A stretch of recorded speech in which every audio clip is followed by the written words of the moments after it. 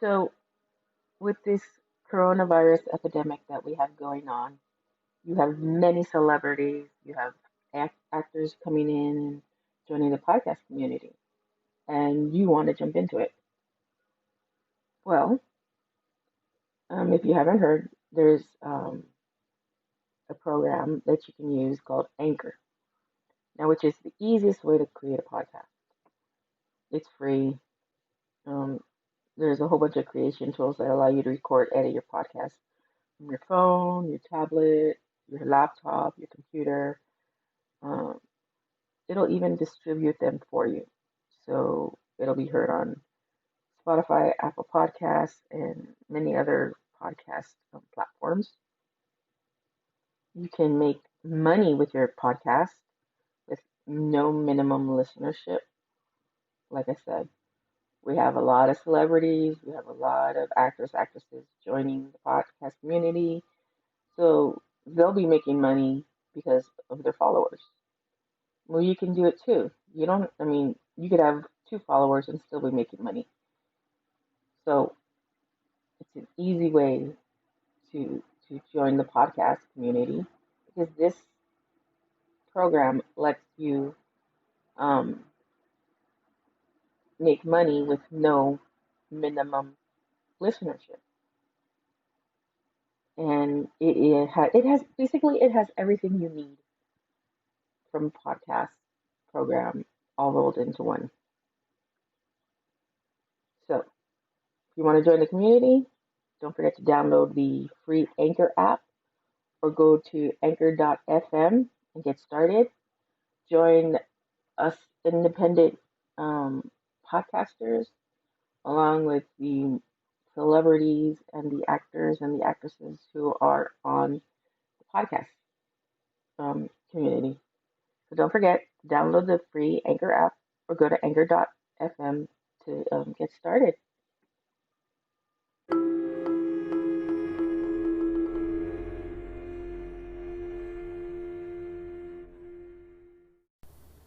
Hi, and welcome to What the Paranormal. God, I like that name. With your homegirl Denise, or aka Miss Hyde. Now, this week's episode is about the state of California. Yay! Um, it is the 12 most haunted places in California.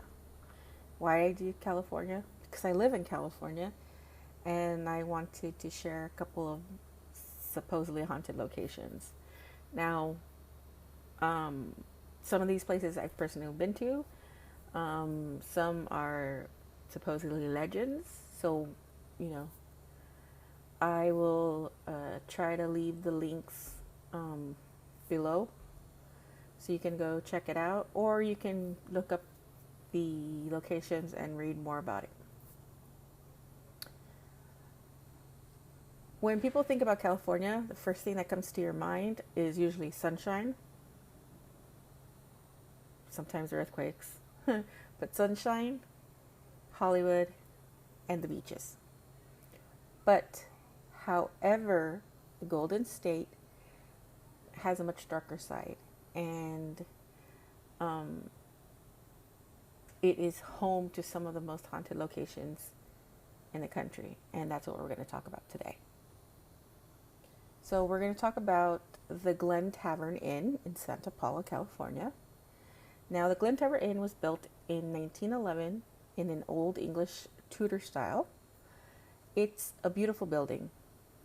Don't get me wrong, it's a very beautiful building, but it does have an ugly past. The history is rich and colorful, but like I said, it has an ugly past. It has a lot of dark and seedy moments to it. It is a fascinating building that once was frequented by stars who, at one point, the building fell into hard times after the Prohibition. And the third floor of the building became a speakeasy, a brothel, and a gambling den. It is said that's where majority of the paranormal activity is reported.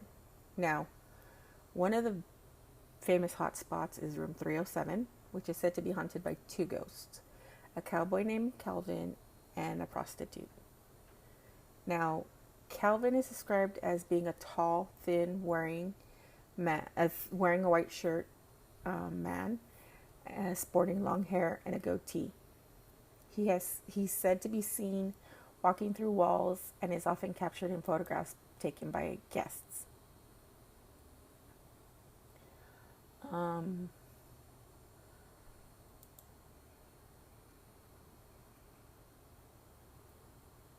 Frequent Hollywood stars that have visited this location, just to give you a few ideas: um, John Wayne, Harry Houdini, Steve McQueen, Clark Gable.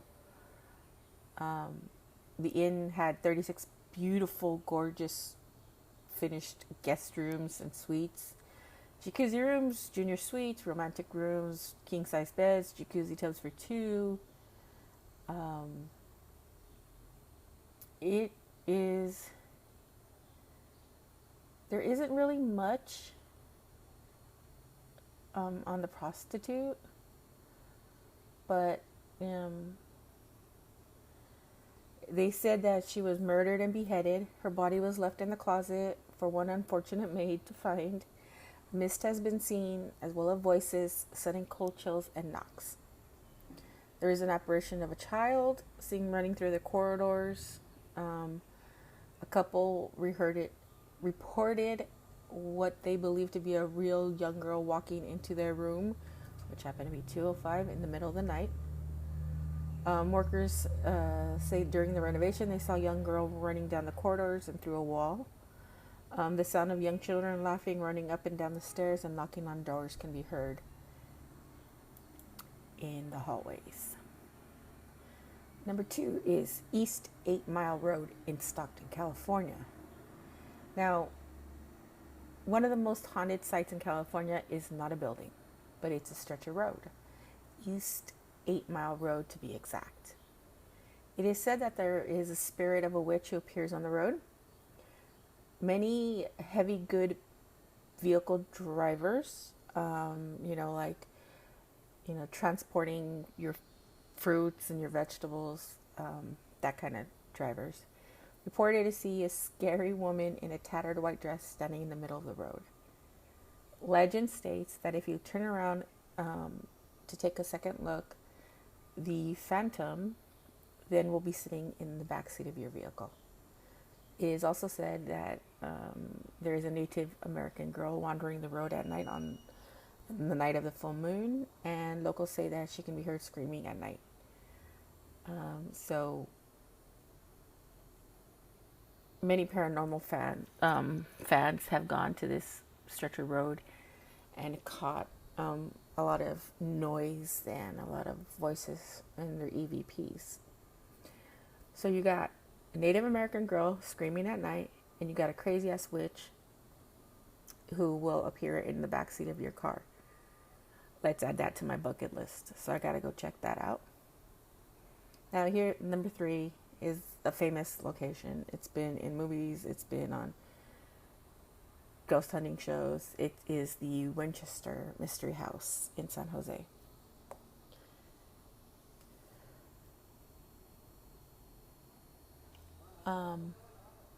The Winchester House is, now I'm just going to give you a brief idea. You can Google it because there's a lot of shit on the Winchester House, and so I'll just give you a synopsis. The Winchester Mystery House is one property that certainly lives up to fearsome reputation. Construction began in 1884, and it really never stopped until Sarah Winchester passed away in September of 1922. It is believed that she spent around $5 million to construct the house. She believed, or she was convinced, let's not say believed, she was convinced that the home was haunted by all the victims that killed by the Winchester rifle, and the only way to quiet the spirits was to keep building. Now, Sarah may well have been correct because since the mansion was opened to the public in 1923, staff and visitors have reported several mischievous spirits in the building. Um,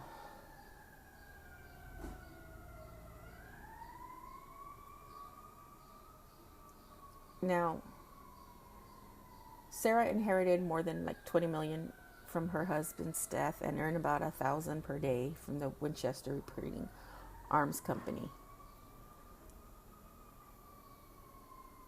The original house was about 7 stories high, but was reduced to 4 because of the 1906 earthquake. It had roughly about 160 rooms, 2 ballrooms, 40 bathrooms, 47 fireplaces. The house is popular for its stairways and doors that lead to nowhere.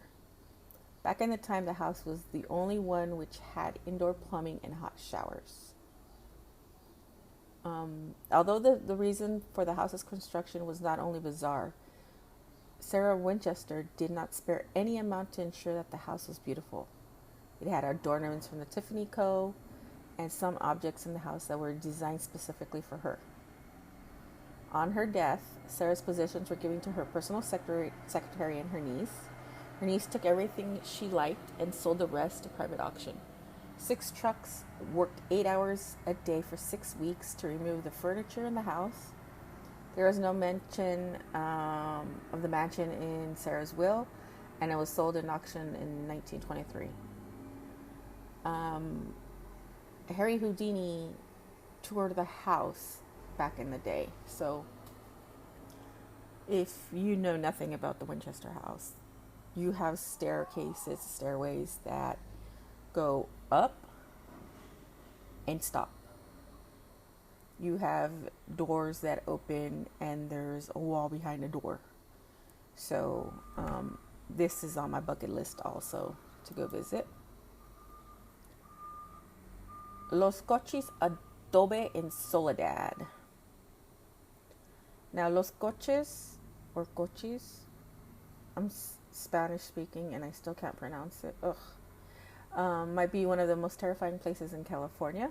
In the early days, the site was a mine, and however, one horrific accident caused over 30 mine workers to be trapped in a collapse.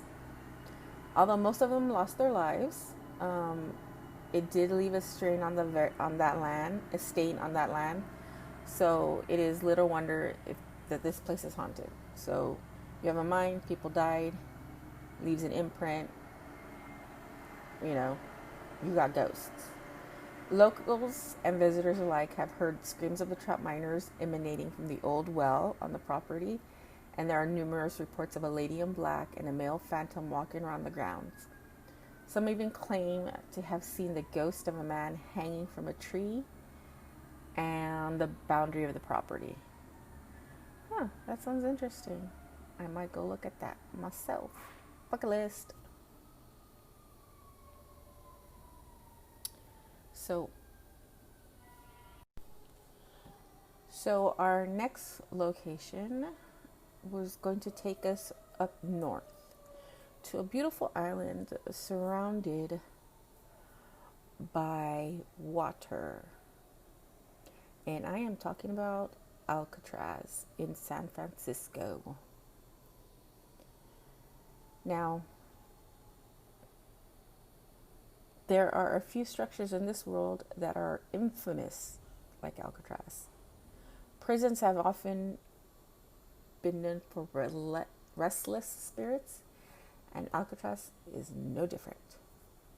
Now, this is a former high security prison, and it's more likely to be haunted given the conditions were like when it was in operation, with a couple, 100 dangerous criminals housed within the walls. Now, the entire building is soaked in fear, regret, anger, pain, and death.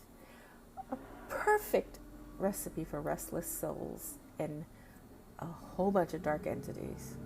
Now, the prison is like a breeding ground for the paranormal. One of the most feared presence on the island is known as simply as the Thing. The Thing. That scared me. He's like, oh yeah, there is the thing on this island, and he scares the shit out of you. Yeah, I'd probably be scared too. This entity is said to have red glowing eyes. Here we go with the glowing eyes. Um, it has been seen not only by the visitors today, but by prisoners and staff that were working at Alcatraz when it was operational. Now imagine if you're a prisoner and you're in your cell and it's lights out and all of a sudden you see these red eyes looking at you. Hell no, there's no way to get out. You can scream, you can yell, but they're not going to let you out. Damn. That's bad. Other common reports detail disembodied voices, sobbing, screams, banging of cell doors. The banging of cell doors I've heard when I went to investigate the Idaho State Penitentiary. And I heard, well, that's for a different episode, but banging of cell doors, putrid smells, some say indicating demonic presence. Now, they have had visitors experience being touched, feeling cold spots, emotional outbursts of either sadness or anger.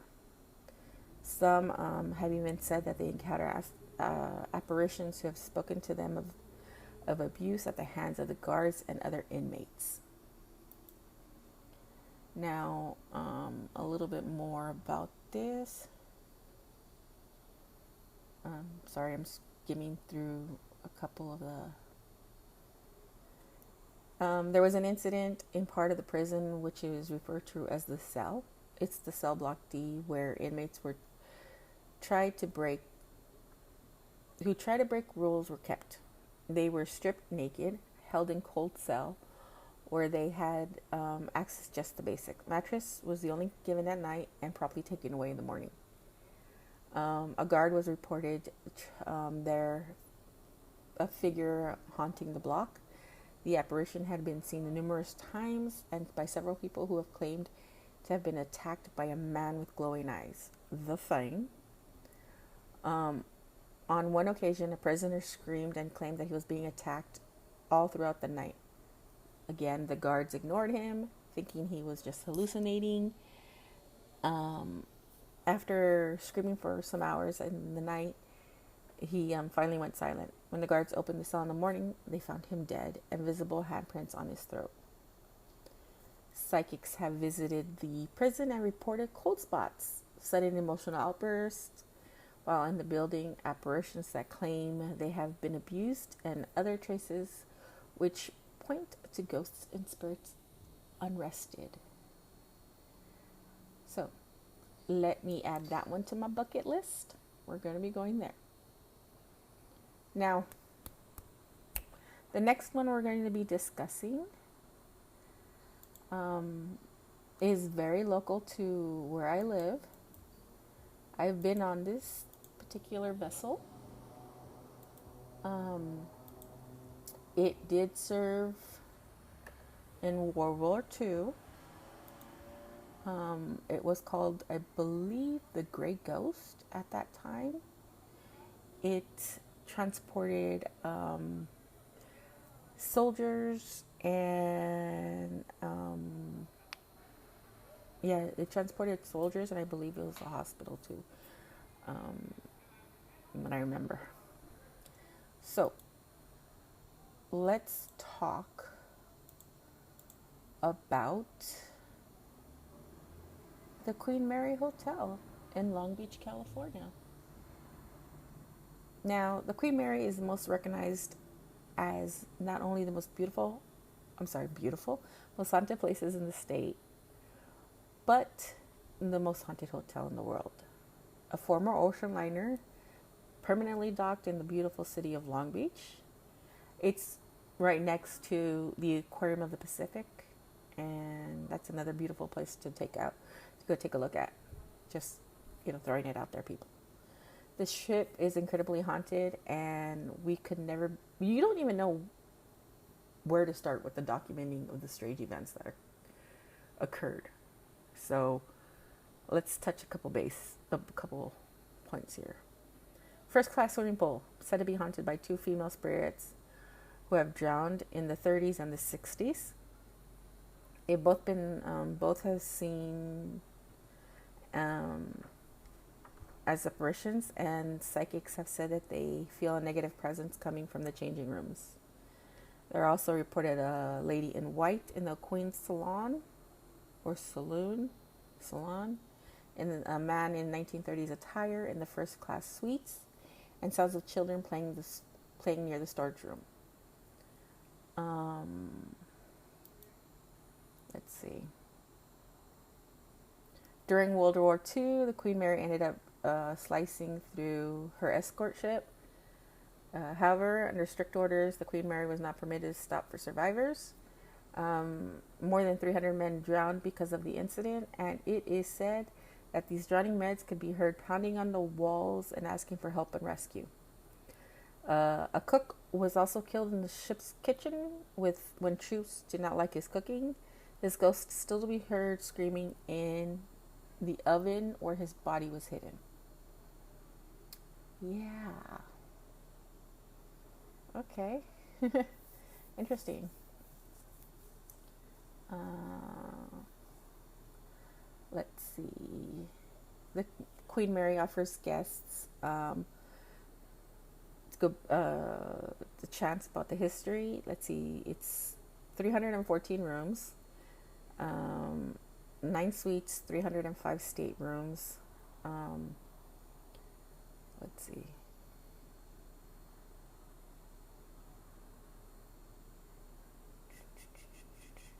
In 1966, the Queen Mary was announced that was for sale. And in 1972, 1993, the Queen Mary reopened with 125 rooms available for guests. In 93, the remainder 365 was open after they did all the remodeling and everything. She has a rich history. It was once an ocean liner in 36. During the war, it served its country as a troop ship. Again, called it the Grey Ghost. On her 6th round trip voyage, she won the Blue Ribbon for being the fastest ship to cross the North Atlantic. In 38, the Queen Mary arrived in New York, and in 43, it carried the greatest number of people in a floating vessel. And in 54, Queen Elizabeth, the Queen Mother Queen Mother, was on board. So, if you haven't been to the Queen Mary, I do recommend going to the Queen Mary. It is docked, but this place is seriously haunted. There are a couple rooms that are permanently closed because they're too active. You can't go into them. Again, this one's been on a lot of the paranormal shows. So, yeah, I would recommend this one. This one I've been to personally. Mission San Miguel in San Miguel, California. Now, the story behind the Mission San Miguel is certainly very intriguing. The mission was founded in 1797. Sold to the Reed family in 1846 for $250. The mission was set up as a bed and breakfast, which required payment in gold. Again, this was the height of the gold rush in California. It's said that they believe that there's buried treasure worth $200,000 at that time. So, you know, the owner boasts that to the wrong people, you end up dying. In 1848, British privates were staying at the mission, and they learned about the gold and ended up killing the mission, slaughtering out everybody at the mission. They never found the gold and soon executed for their crimes.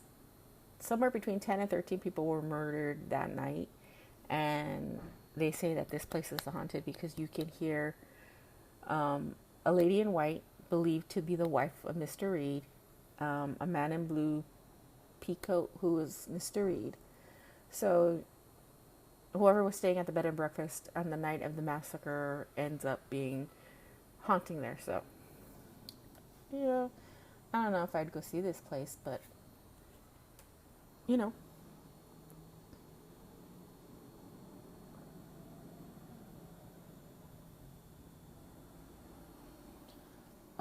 let's see. Next one is the Colorado State Bridge in Pasadena. Now, this bridge is famous on many levels. It's also known as a suicide bridge. Um, Colorado State Bridge is a beautiful structure, but it has a dark side. It's known locally by its nickname, the Suicide Bridge.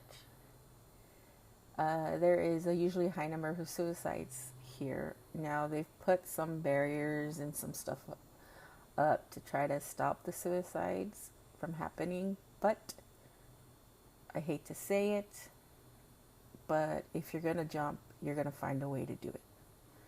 So, um, yeah, that's a little dark there. Um, I've thought about that bridge many a times in my time. There is an unusually high number of suicides there. The latest figure was about 102, but the number grew. The bridge was built in 1913 and claimed its first death in 1919. So that's a rate of more than one suicide per year. However, some of the official numbers are not actually accurate because the local authorities um, are known to like drop the number if it's too high, which actually sucks, but you know. As you might expect, given the death toll, the bridge is also incredibly haunted. There are many reports of a man jumping off the railing but vanishes before hitting the water. There is also fairly common to see female apparition crossing the bridge. Drivers often swerve to avoid her, which I have. I've seen that. I was driving. My friend lives close to the suicide bridge, and I was taking a shortcut to get to a street, and I saw this lady cross the street, and I had to like brake really good, and you hear the screeching because, well, yeah, that's a different story, but I've seen that. Um, some have suggested not only could spirits be trapped there due to the nature of the passing, but because of authorities have been denied their existence and they've been jipping the numbers. But on a side note, Suicide Bridge, um, it has a lot of energy. There's a lot of sadness. There's a lot of anger. There are a lot of people who do, you know, Ouija boards there to try to communicate. I know a couple of people who, you know, opened something and couldn't get it closed, and stuff went to hell. So, like I said, this is not the nicest bridge. It has a dark history, and if you or anybody you know has or plans of suicide, please, there's a suicide prevention line. Um, have them contact them. You know, I know how it feels to go through that, and I am always available to listen. I'm throwing that out there. Been there, attempted it.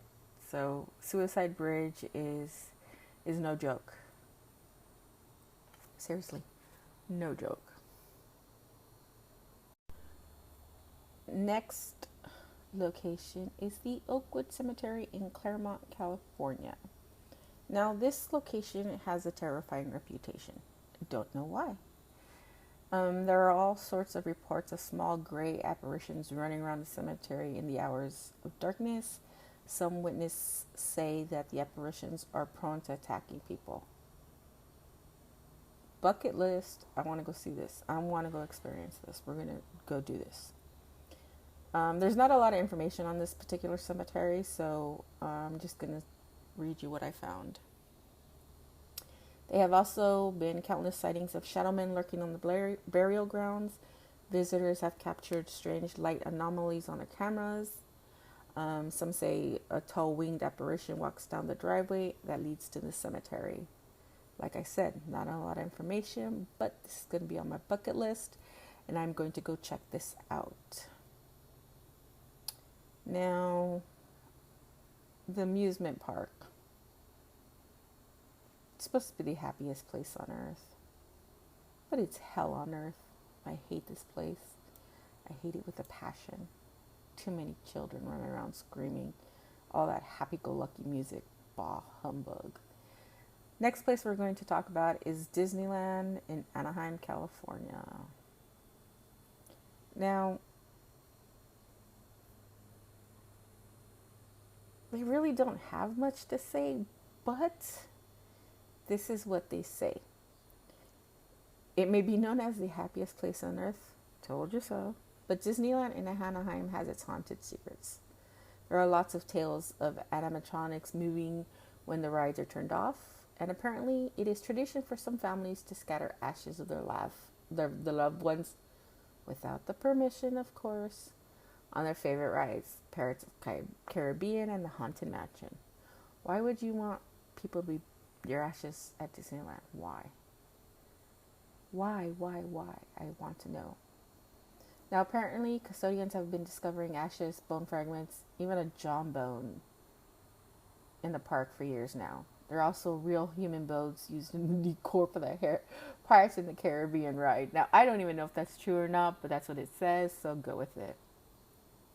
There are several ghost sightings around the park, including Mr. Walt Disney himself, who've been seen in his former apartment above the fire station on Main Street.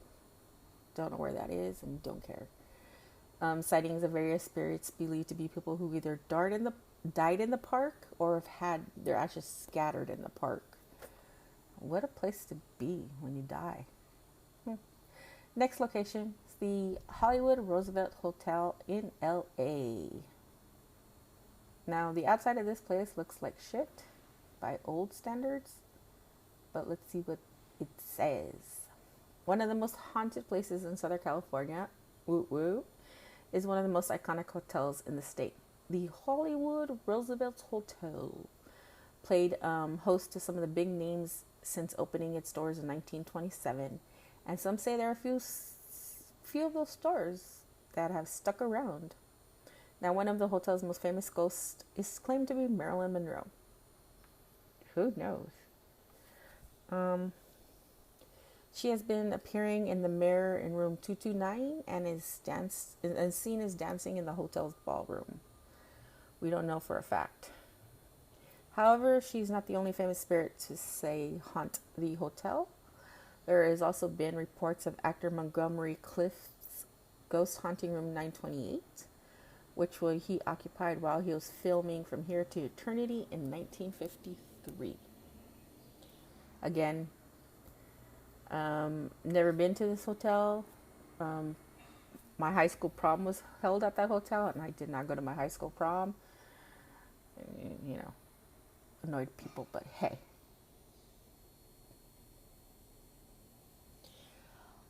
Finally, I've talked about this one in my Haunted San Diego bit, but it is part of California, so we're going to talk about it right now. And we're talking about the Whaley House in San Diego, California. Now, the Whaley House, now if you want to know more about this, you can go to Haunted San Diego and hear that. But the Whaley House in San Diego, California has a reputation of being one of the most scariest haunted places in Southern California. It was built in by Thomas Whaley, and over the years it served as a general store, a greenery, a theater, and the town's courthouse. It was at a morgue at one point and had built over a cemetery. Yeah, no wonder it's haunted. You're built over a cemetery. Now, a number of suicides and hangings have been taking place on the property. The most two common cited spirits were include a young girl who had died in an accident while playing with the Whaley children, Yankee Jim Robinson, who hung himself on the property, and the Whaley family themselves. Now, I've been here. I took the tour with my sister and her brother and my brother-in-law and my husband. Uh, I felt touched. I felt that I was being watched. I felt like I was being followed. I was groped. So, this place, yeah, this place is up there. It is up there with being touched and all that other stuff. So, don't forget to subscribe, help get this podcast noticed. And those that do and are subscribed, thank you very much. I appreciate you listening to me ramble on about the paranormal and all the other unique stuff I want to share. I don't forget to subscribe on Apple, Spotify, and everywhere else that you hear your podcasts on. And if you have any questions, don't forget to email them in paranormalbuzzfeed@gmail.com. Still working on the listener episodes. Any comments, questions, concerns, drop me a line and we'll go from there. Again, Suicide Bridge is not a joke. If you know anybody that is suicidal or has tendencies, please let them know to reach out to the suicide prevention line. They can text, they can call, they don't want to talk, they can text. I usually text them. I'm not much of a talker on the phone. Texting's a lot easier for me, and I've used the texting to the suicide prevention about 3 times already. So I do urge you, if you know somebody who's going through some dark shit, reach out to them, provide them the information. You know, we want everybody to stay safe, and there is help out there. You know, we just need to provide that information out there. So, with that being said, that was our episode for the day. I hope you all enjoyed this haunted California, and don't forget to keep it ghosting. See you all next week.